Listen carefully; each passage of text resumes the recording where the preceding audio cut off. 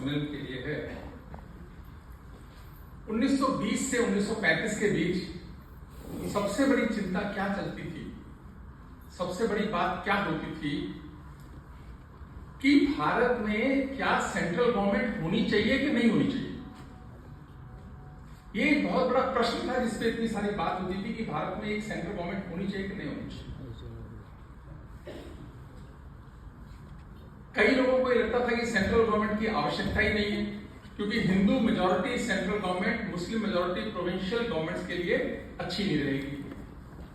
हिंदू जो लोग थे उनको पॉलिटिकली करेक्ट होना था, उनको लगता था इस पे हम न बोले तो अच्छा है।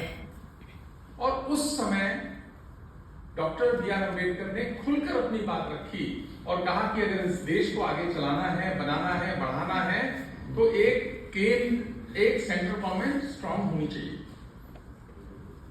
खैर बात खत्म हो गई, ड्राफ्टिंग कमेटी के वो चेयरपर्सन हो गए, तो उस समय ये प्रश्न चला गया कि सेंट्रल गवर्नमेंट तो होनी चाहिए, इसमें कोई डाउट नहीं था, कोई डिबेट बंद हो गई। लेकिन सेंट्रल गवर्नमेंट कैसी होनी चाहिए और इलेक्ट कैसे होगी वो सेंट्रल गवर्नमेंट।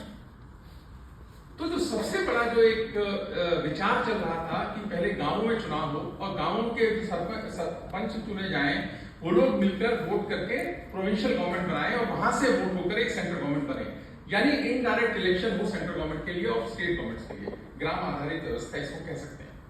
उस समय किसकी हिम्मत थी वो विरोध करता है इस आइडिया का, लेकिन उस व्यक्ति ने इसका विरोध भी किया और BN राव साहब का सहयोग भी मिला। और उस विरोध के कारण से बहुत सारे उस समय के लीडर्स को कन्विंस भी किया गया कि डायरेक्ट इलेक्शन होना चाहिए, भारत के लोग डायरेक्ट वोट करने चाहिए अपनी सेंट्रल गवर्नमेंट चुनने के लिए, जिससे कि भारत बहुत बड़ा देश है, सशक्त बनेगा। कितना जबरदस्त विचार था ये।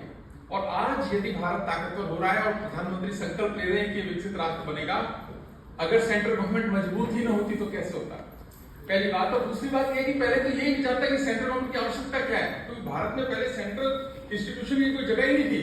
800 साल की गुलामी का बहुत बड़ा कारण भी यह था कि कोई केंद्र की व्यवस्था ही नहीं थी देश के अंदर। उस व्यवस्था को लागू कराने में अम्बेडकर साहब का बड़ा भारी योगदान है। दूसरी बात, आप व्यक्ति तो देखिए वो कैसे थे। 1923 में वो कह रहे हैं कि भारत को अभी पूर्व राष्ट्रपति सुभाष थे, उन्होंने एक शब्द इस्तेमाल किया LPG, उन्होंने इस्तेमाल किया लिबरलाइजेशन, प्राइवेटाइजेशन एंड ग्लोबलाइजेशन। 1923 में अम्बेडकर जी ने कहा कि ये तीनों चीजें भारत के लिए आवश्यक हैं।